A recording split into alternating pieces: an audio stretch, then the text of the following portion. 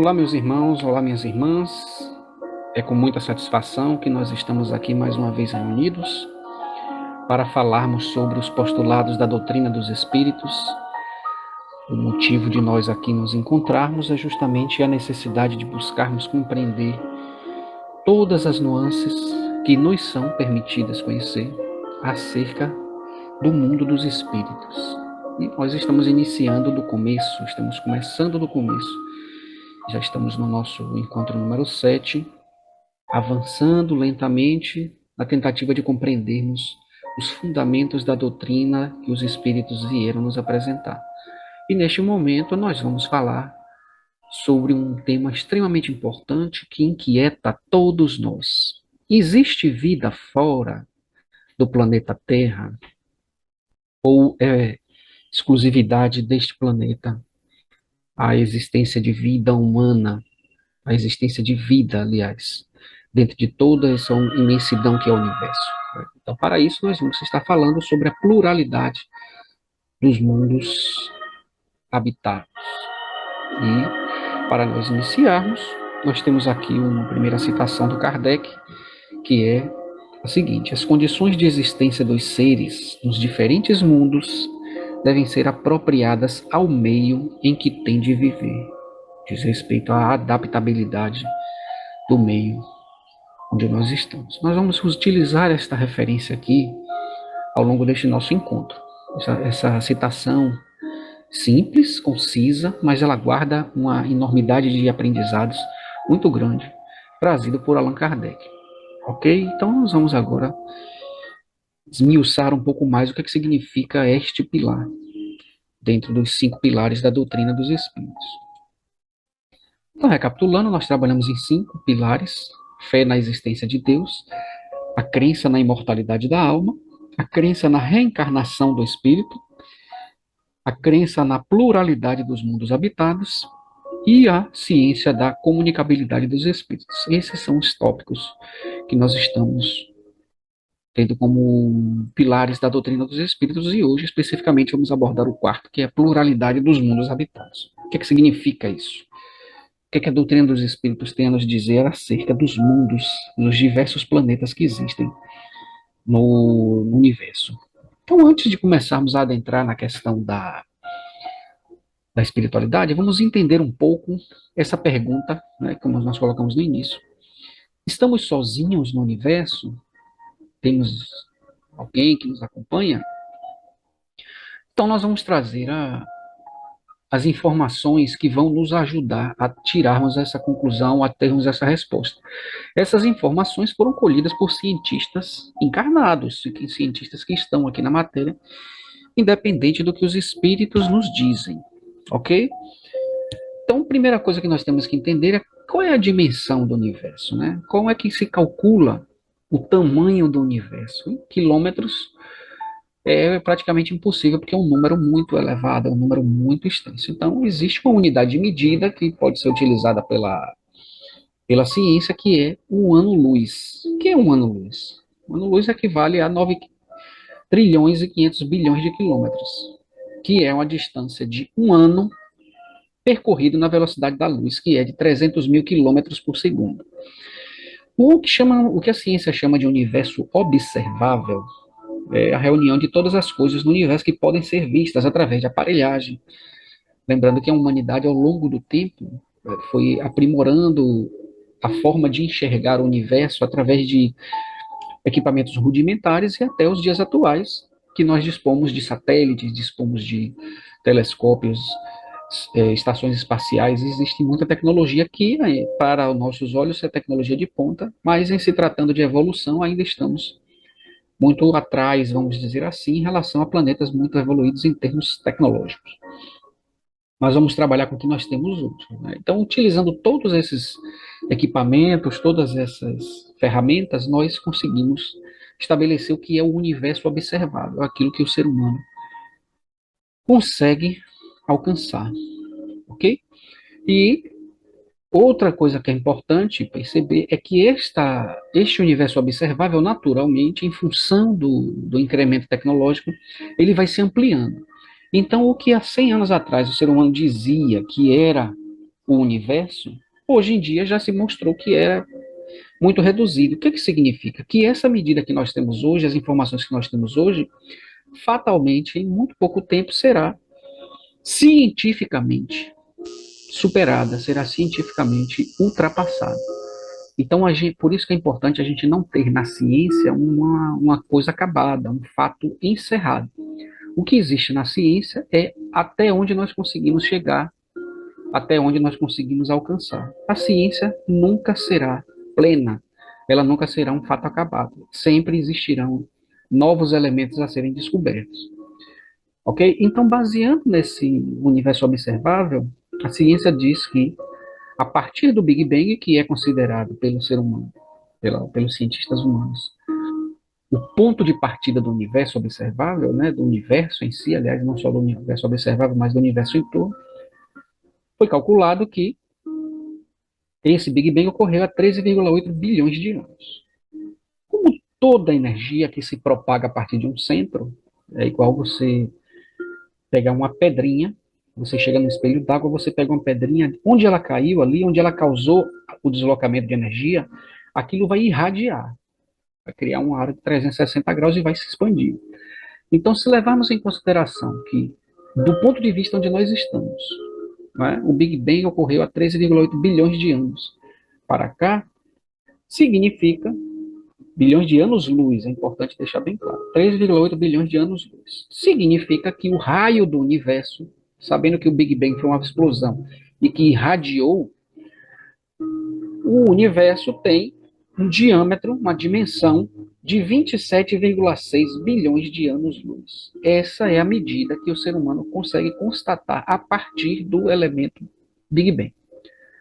Já que nós estamos aqui, né, a informação que chegou para nós é de que o Big Bang ocorreu há 13,8 bilhões de anos-luz. Então, partindo do suposto de que ele também emana aquela energia para o outro extremo, para a outra ponta, então você duplica. E aí você tem o que seria o diâmetro do universo.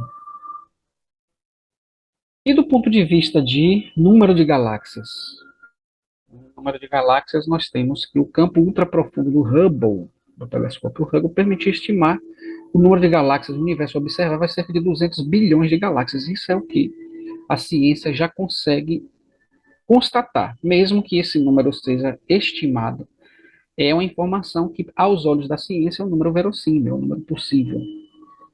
E aí a gente devolve, a gente volta para a pergunta que está aqui no topo da nossa abordagem. Estamos sozinhos nesse universo?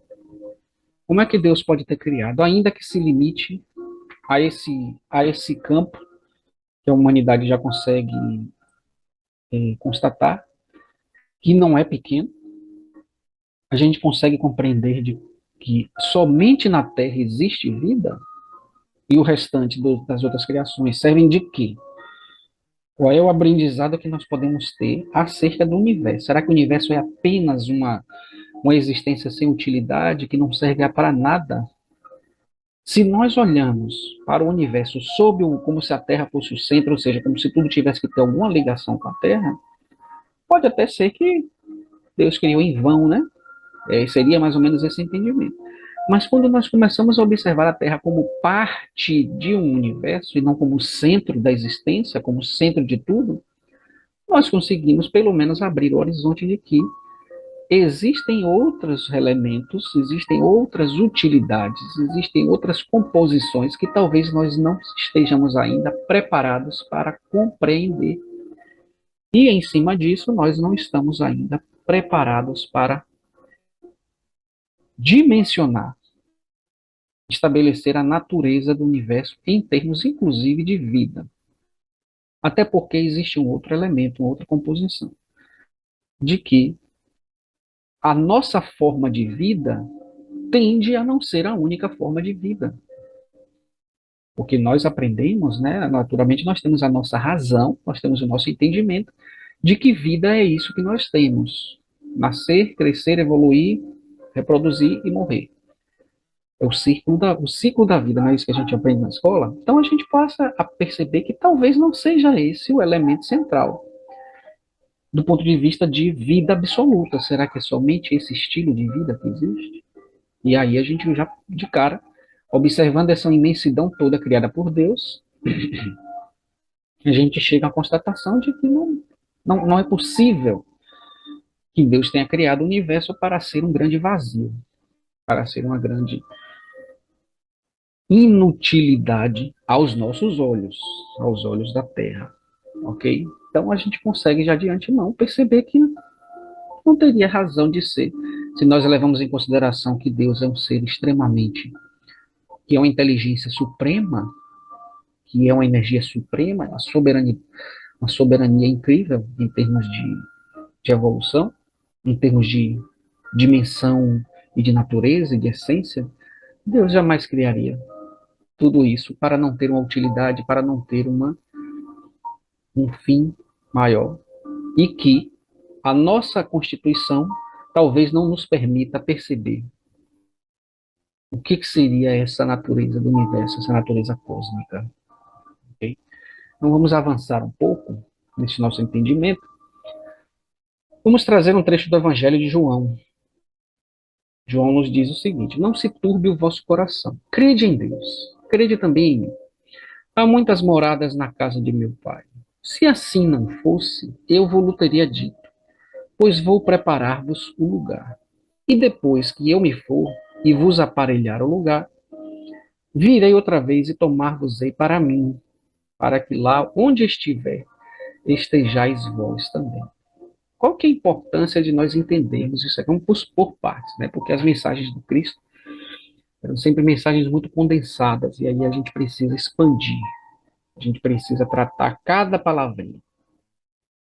Não se turbe o vosso coração, ou seja, não se aflija, amplie a sua esperança, amplie o seu entendimento, aquiete-se intimamente.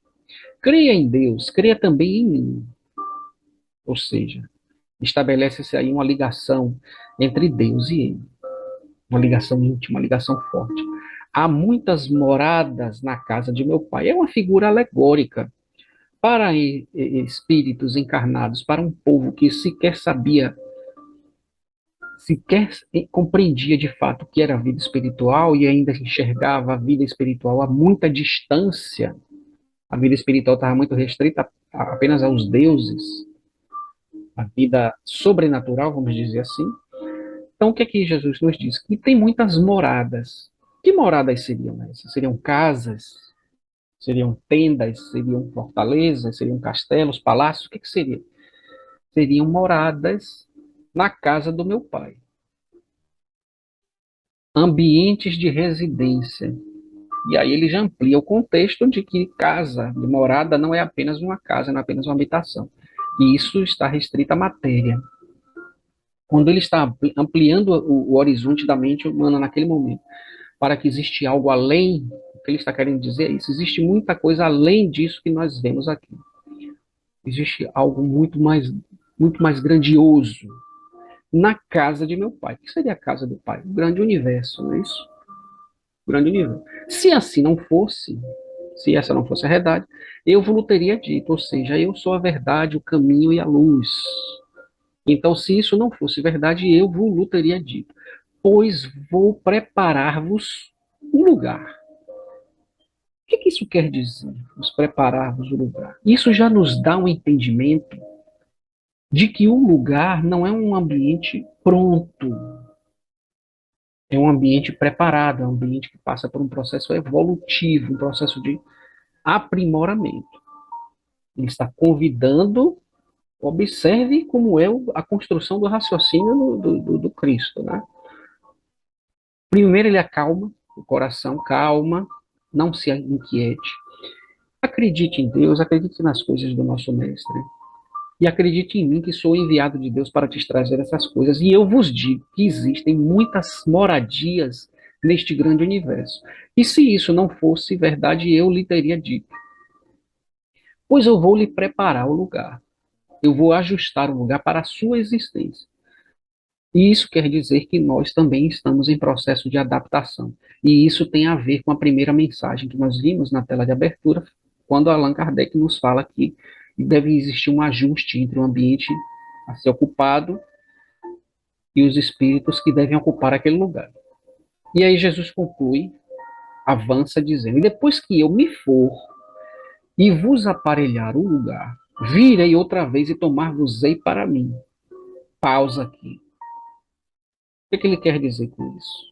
Ele está querendo dizer o seguinte: quando a casa estiver pronta, eu vou para ajustar esse local, e quando a casa estiver pronta, o lugar estiver pronto, o planeta, essa morada estiver ajustada, eu venho buscar vocês para mim, para perto dele. O que significa isso? É um processo de evolução. A gente está chegando perto de Jesus em um processo evolutivo, para que lá onde estiver, estejais vós também. Ou seja, ele está nos convidando a fazer parte desta grande morada no alto. No alto. Então, o processo de ajuste, e isso é cocriação. Observe que Jesus nos convida a fazer parte disso. E nos diz de antemão que nós iremos para locais ajustados à nossa evolução, que é estarmos aptos a acompanhá-lo. Ele está dizendo o seguinte: onde eu vivo, onde eu moro, o reino onde eu vivo, que não é deste mundo, ele faz essa passagem no Evangelho, é um ambiente em que vocês também podem fazer parte. Então nós estamos ajustando para recebê-los lá. E isto é um processo gradativo, um processo gradual, um processo de pura evolução. Então, a mensagem que o Jesus nos traz é uma mensagem extremamente rica em termos de esperança, de consolação e esperança na vida futura. Nós estamos estudando isso, né, nos estudos do Evangelho, falando sobre a vida futura, que está bem relacionado com o reino, né, o meu reino não é deste mundo. Então ele está querendo dizer isso, que além dessa existência aqui que nós estamos, existência de sofrimento, existência de dor, existência de lutas, existências de muitas lágrimas e ranger de dentes, existem outras coisas nesse universo que o ser humano está tentando mapear. Está tentando mapear. Isso é extremamente importante e significativo para nós intimamente percebermos. Porque é um convite. E além de ser um convite, é um chamado, é uma intimação. E um convite é feito para aqueles que você gostaria que estivesse naquele estágio, que você sabe que ele pode estar lá. O que isso significa? Que Jesus está nos chamando para esta morada, essas moradas, porque ele sabe que nós vamos ter condições de ir para lá. Porque se não tivéssemos, sequer seríamos convidados. Não é assim que funciona? Então o entendimento tem que partir desta forma. É um convite para nós, primeiro, sabermos que o universo não se resume à Terra, e que a nossa vida não se resume a esse ambiente restrito que nós insistimos em nos colocar, e de que existem moradas mais evoluídas a ponto de nós estarmos próximos de Jesus, se este for o nosso propósito de aceitar esse convite. Tá bom? Então foi só um desdobramento, e olha que essa mensagem ela está extremamente condensada. Isso aqui foi só uma pálida interpretação, porque existe muito mais envolvido neste processo, nesta mensagem que Jesus quis nos trazer. E aí nós utilizamos o Livro dos Espíritos, mais uma vez, que é a base para nós conhecermos o postulado da doutrina. Na pergunta 55, Allan Kardec faz: todos os globos que circulam no espaço são habitados? E é isso que os Espíritos respondem: sim. E o homem terreno está bem longe de ser, como acredita, o primeiro em inteligência, bondade e perfeição. Há, entretanto, homens que se julgam espíritos fortes e imaginam que só este pequeno globo tem o privilégio de ser habitado por seres racionais, orgulho e vaidade.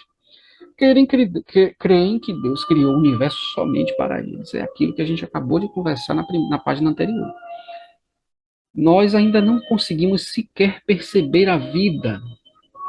Nós não estamos ainda com os nossos sentidos e as nossas envergaduras de compreensão da antimatéria plenamente desenvolvidos a ponto de sequer compreendermos a existência. A gente não enxerga, é como se estivéssemos tateando no escuro.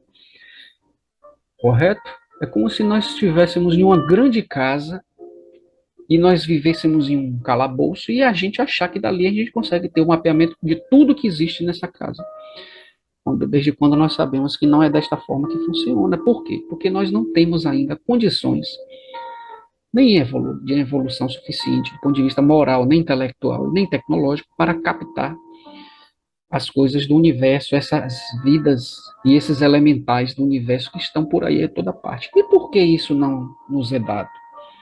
É porque nós ainda não temos um desdobramento espiritual que nos conduza a esse entendimento. E muito dessa falta dessa estrutura espiritual se dá justamente porque o ser humano, que nós humanos, queremos enxergar tudo sobre o prisma da matéria. É como se a matéria fosse o filtro. Aquilo que eu não vejo, aquilo que eu não consigo perceber ou mensurar, eu não considero, eu desconsidero. No momento em que nós aprendermos a depurar os nossos sentimentos, eliminarmos os sentimentos materiais e começarmos a estruturarmos enquanto seres espirituais, a gente consegue se conectar muito mais, ampliar a nossa capacidade interpretativa do universo e assim nós vamos começar a perceber, não com as ferramentas sensoriais da matéria, mas sim com as nossas ferramentas espirituais de compreensão e de entendimento do que é o universo. Nós estamos chegando lá, estamos no caminho, né? Seguindo as perguntas do Livro dos Espíritos, Kardec pergunta, na pergunta 56, a constituição física dos diferentes globos é a mesma? Os espíritos respondem, não. Eles absolutamente não se assemelham. Este é aquilo que a gente acabou de comentar. Nós não podemos ter como referência pura e simples a nossa constituição física, porque existem, pelos espíritos já nos trazem aqui, que existem outras formas de matéria, existem outras formas de vida, existem outras dimensões. E aí, naturalmente, a gente não consegue compreendê-las, não consegue sequer captá-las. Na pergunta 57, Kardec diz: a constituição física dos mundos não sendo as mesmas para todos, os seres que os habitam terão organização diferente? O Espírito responde: sem dúvida, como entre vós os peixes são feitos para viver na água e os pássaros no ar. Olha que resposta sábia, concisa e sábia. Ele está aqui, na verdade, os Espíritos estão ratificando o que o Kardec colocou na primeira citação, de que é necessário existir uma analogia em relação à constituição física do planeta e dos habitantes do planeta. Senão, não haverá simpatia, não haverá harmonia entre as existências do globo e as existências dos que habitam o globo. E isso já nos dá um desdobramento ainda mais profundo de que, se nós evoluímos, e se somos nós que, com a nossa energia, com o nosso processo evolutivo, com a nossa vibração, estamos alinhados a um determinado globo, significa que nós interferimos na estruturação desse globo. E se nós interferimos na estruturação desse globo, significa que os planetas eles também passam por processos evolutivos. E se eles passam pelo processo evolutivo, tudo indica que nós somos miniaturas do globo, miniaturas deste mundo. Nós temos uma frequência de evolução, tal qual a frequência de evolução de um globo. E quando nós nos desajustamos energeticamente dessa frequência, é que vem os destemperos psíquicos, físicos, emocionais, sociológicos, espirituais.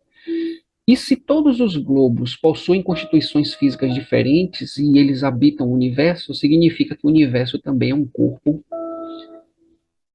que está em profunda evolução constante.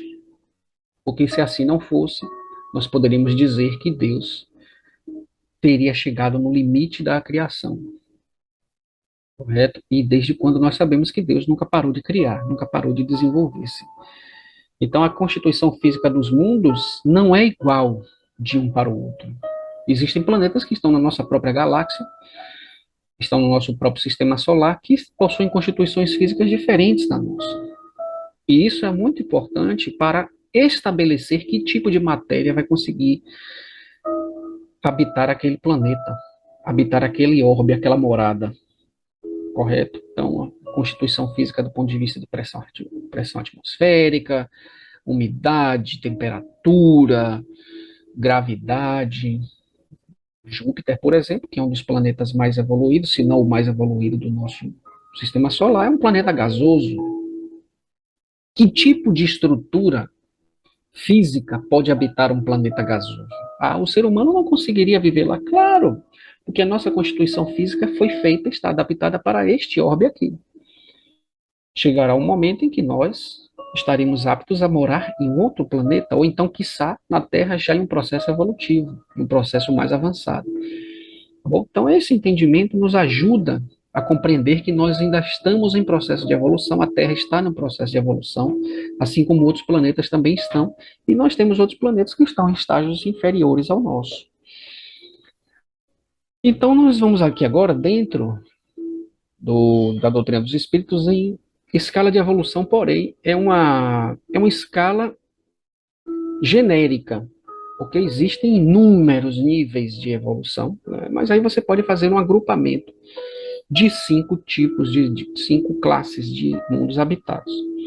Primeiro seriam os mundos primitivos. Que mundos seriam esses?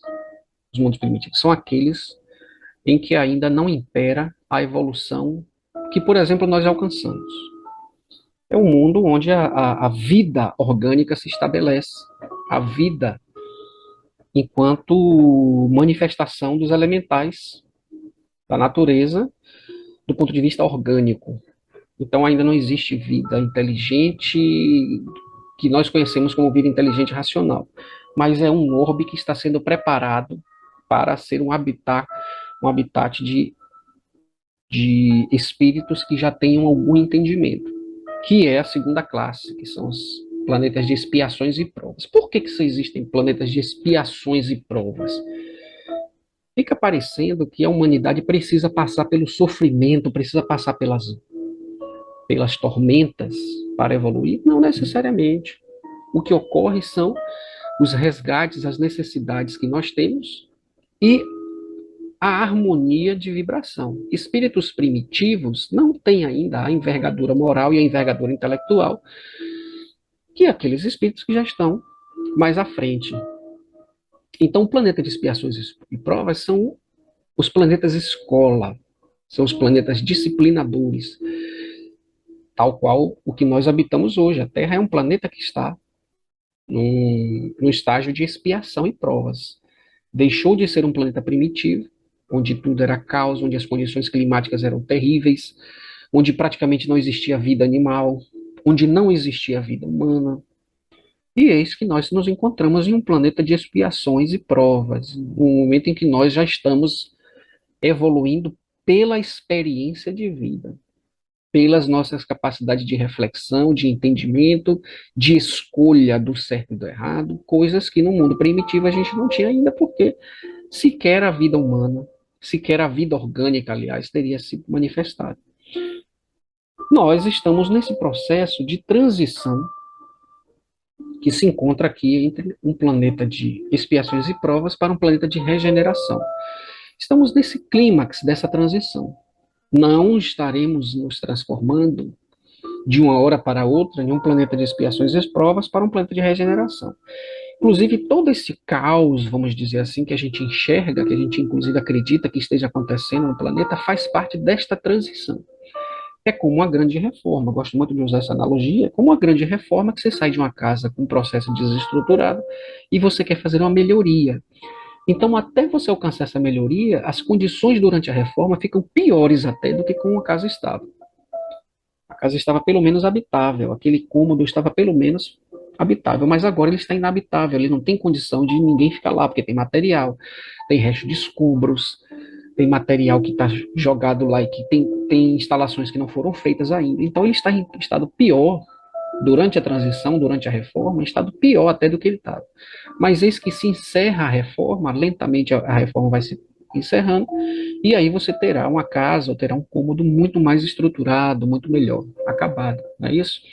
E aí nós chegaremos a um mundo de regeneração. Antes de avançar para o mundo da regeneração, eu queria falar sobre os planetas de expiações e provas. O que constitui planeta de expiações e provas? é a inferioridade moral e intelectual dos que aqui habitam. Há ainda uma envergadura muito grande para o egoísmo, uma inclinação muito grande, uma tendência muito grande ainda para o mal. Ainda convivemos muito com o mal, com as injustiças, ainda somos capazes de fazer o mal aos outros. Ainda somos capazes de deliberadamente provocar o caos. Então é um planeta onde ainda impera os sentimentos inferiores. À medida que nós avançamos para o planeta de regeneração, nós nos libertamos do desejo do mal, nos libertamos do desejo de fazer o mal. Então o bem começa a imperar dentro dos nossos corações. É um planeta onde, inclusive, as condições físicas e as condições climáticas são diferentes, porém, o que mais modifica é a estrutura espiritual e não a estrutura física do planeta, porque nós podemos viver em um mundo de regeneração onde as condições físicas sejam ruins aos nossos olhos hoje. Por quê? E, em que esse planeta vai ser melhor do que o que a gente está habitando? É a natureza humana, é a natureza da psique humana, é a nossa inclinação para o bem. A gente consegue perceber que é um planeta que nos traz uma condição energética, uma condição eh, de vida moral, de bondade, de benevolência muito maior do que a gente tinha no planeta Terra, que a gente considerava, inclusive, que era um ambiente paradisíaco. Mas eis que no plano de regeneração, os espíritos são muito mais resistentes, eles são muito mais voltados para o bem, perdão, e não conseguem aí, não é porque sofrem dores, não é porque têm privações que enxerga a maldade, que se lamenta perante Deus, ao contrário, né? São espíritos que já se libertaram deste sentimento da maldade. Ainda não são espíritos puros, mas já trazem dentro de si o DNA da bondade, o DNA de Deus já está mais aflorado. Os planetas ditosos são aqueles que já passaram de um estágio de planeta de regeneração, ou seja, a bondade não está só no coração, ele está nas ações. É um planeta totalmente liberto das interferências do mal, mas ainda não são espíritos perfeitos, porque ainda precisam evoluir mais para se tornarem centelhas de luz, tal como a gente vê inclusive na imagem, né? Os planetas celestes são grandes bolas de luz que fazem uma simbologia ao que verdadeiramente nós somos, que são centelhas, que são irradiações de pura luz. Então chegará um momento que quando nós estivermos em planetas celestes, nós estaremos, de fato, em mundos perfeitos, nós estaremos em uma condição pura e simplesmente de energia. Até chegarmos nesse planeta, a gente ainda tem provas e ainda tem necessidades de reencarnação, para que a gente não necessariamente sofra, mas para que a gente ainda cumpra missões, para que a gente ainda faça trabalhos importantes. E à medida que a gente vai avançando nesses estágios, a gente vai ampliando a nossa envergadura de ação. Se hoje nós temos propensão para o mal, antes a gente fazia mais mal do que hoje a gente faz. Mas na nossa mente ainda impera o mal, ainda impera o egoísmo, ainda impera a vaidade. Quando nós chegamos no planeta de regeneração, a gente tem uma inclinação para o bem, mas ainda não temos 100% capacidade de fazer o bem para todos, de sermos seres totalmente abnegados, totalmente dedicados à causa da humanidade global. Mas à medida que a gente vai se depurando, a gente vai avançando e vamos compreendendo a nossa verdadeira missão, que é sermos agentes universais de atuação, ok? Então a gente pode resumir na medida em que a gente diz que os planetas, tal como os planetas, os espíritos que vão avançando, eles vão ampliando a sua capacidade de transformação pelo bem e se depurando em relação ao mal. Nós podemos, então, estabelecer essa analogia. E aí, agora nós vamos falar sobre a ocupação dos mundos, né? As classes dos mundos, vamos falar sobre os 5 tipos e que tipos de espíritos habitam esses planetas, né? Começando de baixo para cima, nos planetas primitivos, nos mundos primitivos, a gente tem o que lá? As primeiras encarnações. Os primeiros estágios, os estágios orgânicos, onde nós somos ainda seres muito animalizados, seres ainda muito rudimentares, e sequer desenvolvemos em nossa mente a capacidade de entendermos o ambiente onde nós estamos. Nos planetas de provas e expiações, nós temos as classes de 6 a 10, que são os espíritos perturbadores, os espíritos neutros, os pseudo-sábios, os levianos e os impuros. Então, são classes de espíritos que observe que eles têm uma tendência, quando nada, de serem neutros, de serem espíritos que não agem nem para o bem nem para o mal. Porém, a maioria tem a inclinação para fazer o bem e o mal. O que que isso quer nos dizer? Isso quer nos dizer, de uma forma muito simples, que o que nos torna espíritos evoluídos é a capacidade que nós temos de fazer o bem. O não fazer o mal já é um avanço, mas ainda não significa que eu evoluí porque eu não consigo fazer o bem. Correto? Então eu não posso me considerar um espírito evoluído, espírito bom, apenas por eu não fazer o mal. Isso aí é minha obrigação, é meu dever primária. É não prejudicar os outros, nem prejudicar a mim mesmo. Depois disso, eu vou chegar no estágio que eu posso fazer o bem. Eu já posso trazer bondade para onde eu vim. E aí, nos planetas regeneradores, nós temos a quarta e a quinta classe de espíritos, que já são os espíritos prudentes e os verdadeiramente sábios. Aqueles que já conhecem a verdade, que já têm acesso à verdade, que já buscam trabalhar a verdade. E os espíritos benevolentes, que são aqueles em que o bem fazem parte da sua constituição. Nos mundos felizes ou ditosos, nós temos a segunda e a terceira classe, que são os espíritos superiores e os espíritos de sabedoria. Observe que nós estamos aqui falando de crescimento em nível moral e intelectual. Nós temos ainda muito chão para poder caminhar para sairmos das classes 6 a 10, para nos tornarmos espíritos sábios e benevolentes, para fazermos jus a ocuparmos planetas regeneradores. Ou seja, se nós fizermos uma autoanálise profunda, nós estamos ainda muito arraigados no estágio que nós estamos na Terra hoje, que é o estágio de provas e expiações. Nós ainda sofremos bastante, e esses sofrimentos nos magoam, e como nos magoa, a gente desanima, a gente não tem capacidade de fazer o bem, a gente vive nesse círculo de energia tóxica que permeia e habita muito a nossa psique, a nossa mente espiritual.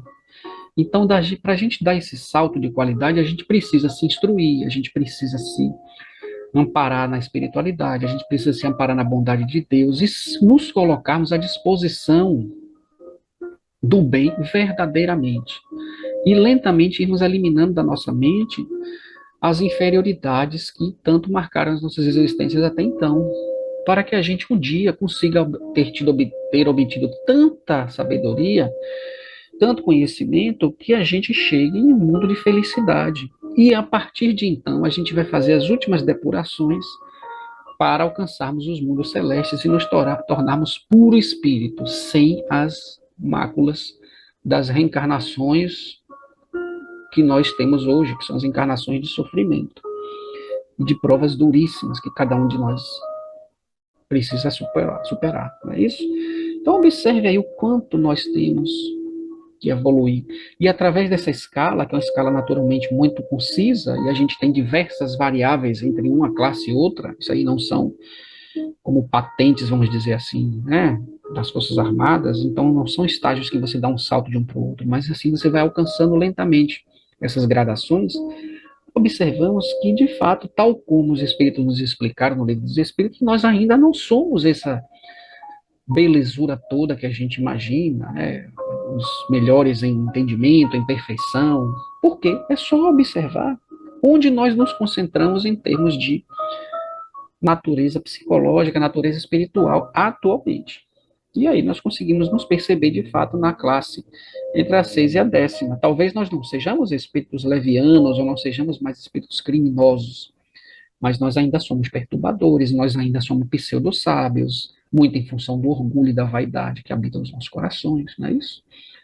Então este é o estágio que nós nos encontramos e, do ponto de vista de evolução, quando nós falamos de matéria, os mundos são matéria, só que a matéria que nós compreendemos, que nós procuramos um estilo de matéria em outros planetas, tal como na Terra, a gente precisa, é aquilo que eu falei no início, né? A gente precisa abrir o nosso horizonte para tirar a Terra do centro de referência.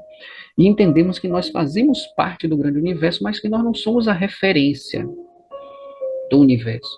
E aí nós precisamos compreender que, quando se trata de matéria, existe apenas uma diferença de agrupamento de energia.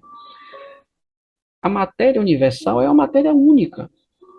Então, a estrutura de um planeta, ela utiliza os elementais universais, a matéria cósmica, em diferentes concentrações e em diferentes gradações.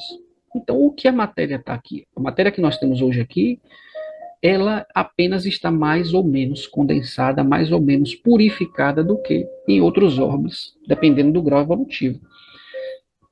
Então, isso nos mostra, inclusive, no outro desdobramento que a gente pode ter tido, é de que nós temos muito mais relação com o universo do que a gente pressupõe que a gente tem, não é isso? Nós temos muito mais conexão com o universo, com as energias cósmicas, do que nós imaginamos. E é importante a gente compreender o trabalho da ciência no tempo de hoje. A ciência humana, a gente não pode desconsiderar a ciência humana.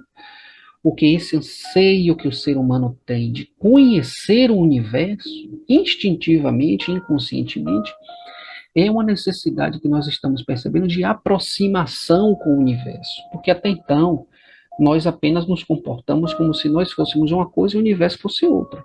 A gente não consegue se compreender como elementos que fazem parte, que interferem. A Terra interfere no universo da mesma forma que o universo interfere na Terra. Compreende? Então, esse entendimento de que nós fazemos parte de um grande todo é crucial para que a gente perceba a necessidade que nós temos de evoluir, para que nós alcancemos outros degraus, outros estágios, e que a gente, com esse pensamento, a gente compreende que nós não somos matéria acabada, nós não somos uma obra concluída. Nós somos uma obra que faz parte de um grande todo que está em constante evolução. Ok, gente? Então, esse é o nosso conteúdo, né, até agora falando. Então, vamos falar agora um pouco sobre transição planetária, para concluirmos este tópico que é com relação à pluralidade de mundos habitados. Então, o que é a transição planetária? Que a gente falou que é um estágio, vamos voltar só um pouquinho aqui, que é um estágio entre uma gradação e a outra. É lógico, como eu falei, existem várias gradações, mas agrupando, né, a gente teria 5 níveis. Então, a transição planetária é o estágio entre um e outro agrupamento desse. Então, o que a gente entende por transição planetária seria justamente esse momento que nós estamos, por exemplo, vivenciando, a evolução do estágio de planeta de provas e expiação para o planeta regenerado. A gente estaria entrando para o terceiro grupamento. É um processo lento, gradual e irreversível, tal como a evolução humana. Ou seja, tudo caminha junto. O universo, ele é formado de galáxias, que são formadas de sistemas solares, que são formados de planetas, que são formados de agrupamento de matéria, que são formados de espíritos, que são formados de células, que são formadas de átomos, que são formadas da partícula elementar. Ou seja, o todo está em tudo. Então, é um processo gradual e irreversível. O que diz? O que nos diz as catástrofes e fenômenos naturais intensos? É um processo de rearrumação da casa, é um processo de reorganização do nosso planeta, é a obra que está sendo construída. Muitas pessoas dizem que a fúria de Deus para poder, que Deus está descontente com o ser humano. Será mesmo que Deus criaria algo que ele não soubesse? Será que ele não tem inteligência suficiente para perceber que o ser humano está em processo evolutivo e que vai errar? Que faz parte do processo evolutivo? Então, este processo de reorganização, de rearrumação do nosso planeta do ponto de vista físico, geológico, é um processo que faz parte do progresso. Na natureza existe a necessidade, para você se reaprimorar, você precisa destruir o anterior, substituir. Não seria destruição do ponto de vista pejorativo, mas é um processo de substituição, é um processo de reajuste. E aí nós temos também esta transição envolvendo as pessoas, nós estamos falando até então da estrutura física do planeta. Agora, falando de doenças, epidemias, nós estamos falando da necessidade de depuração também dos espíritos. Como é que a gente pode falar de uma transição planetária, de um processo de renovação planetária, sem falarmos da renovação daqueles que habitam o ambiente, né? Até porque o planeta Terra, como qualquer outro planeta, ele é constituído da energia gerada, da vibração gerada pelos que habitam. Então, os processos de doenças, epidemias, são resgates coletivos, necessidades de aprimoramento, necessidades de evolução dos espíritos que aqui habitam. E eis que esses espíritos passam por um processo de purificação, que é um processo de prova, é um processo de expiação, inclusive consentida pelos espíritos. Muitas vezes a gente até comete o erro de achar que Deus é injusto, que levou o nosso ente querido, que levou o nosso familiar. Nós compreendemos tudo isso, devemos compreender tudo isso, né? Sentirmos a dor da passagem, mas entender que Deus nada nos faz que não seja para a nossa evolução. E compreender que tudo que vem para nós em termos de evolução é interesse para o espírito. Então, as doenças, as epidemias, os resgates coletivos, as catástrofes e fenômenos naturais que levam diversos espíritos fazem parte deste processo de renovação. Não que os espíritos sejam descartáveis, não é isso, ao contrário. Estão sendo depurados, estão sendo purificados para alcançarem, naturalmente, estágios mais evoluídos. Como nós estamos falando também sobre o processo de renovação das vibrações e eliminação da natureza má nos espíritos, o que é que nós devemos compreender? Que nem todos estão no mesmo nível, nem todos estão no mesmo estágio. E os espíritos que permanecem aprisionados no mal, eles já não terão mais condições vibratórias de permanecerem em um planeta renovado. O que é que deverá ocorrer, então? Deverá ocorrer o expurgo, a transição desses espíritos para planetas naturalmente inferiores, que possuem uma analogia vibratória que acolham lá muito bem, tal como Kardec colocou no início. É preciso que exista uma analogia, exista uma sinergia entre a energia do encarnado, a energia do espírito, com a energia daquele ambiente, daquele planeta. E então a gente consegue compreender que aqueles que se mantiverem ainda resistentes, insistindo em manter os comportamentos maus, os comportamentos destrutivos, estarão naturalmente recebendo aquilo que eles estão querendo, que é, e quando eu falo eles, a gente se inclui também nisso, né? Será feita a sua vontade de permanecer em um ambiente onde você se encontra, onde eu me encontrarei apto a fazer parte daquele mal. Mas aí a gente tem que fazer a pergunta: é isso que nós queremos? É isso que nós buscamos? É isso que nós desejamos? Se nós queremos fazer parte de um planeta regenerado, o primeiro passo é regenerar a si mesmo, é renovar a si mesmo. O auxílio de legiões de espíritos mais evoluídos, neste processo de auxílio da nossa transição, é lógico que vem entidades, grupamentos de entidades super evoluídas para nos auxiliar nesse processo, até porque a gente precisa ter essa estrutura dentro deste momento bastante conturbado, como usando ainda a analogia da obra, você trazer um corpo de engenheiros, um corpo de pedreiros, um corpo de encanadores, eletricistas, isto que possam te ajudar nesse processo de reconstrução. Porque a pessoa sozinha ela não vai conseguir dar conta desta obra, tá bom? E todas essas revoluções, todos esses acontecimentos fazem parte desta lei, que é a junção da lei de destruição com a lei do progresso. É um processo de substituição. A natureza em nada opera no desequilíbrio. Ela está sempre em busca de evoluir, está sempre em busca de se reajustar. Como um grande corpo que abre mão das células mortas para substituir por células vivas, ou então abrir mão daquelas células que não mais fazem parte da constituição material do planeta. Não é isso? Então a gente está passando por um processo de transição e isso é muito visível aos olhos de todos nós. E isso a gente vê não só no planeta, como no nosso íntimo. Nesse momento em que as pessoas têm sido muito provocadas pelas suas próprias consciências para tomarem partido, para que lado vão. Se vão acompanhar a evolução planetária ou se vão permanecer no estágio de aprisionamento na inferioridade em que nós nos encontramos hoje. Ok, pessoal?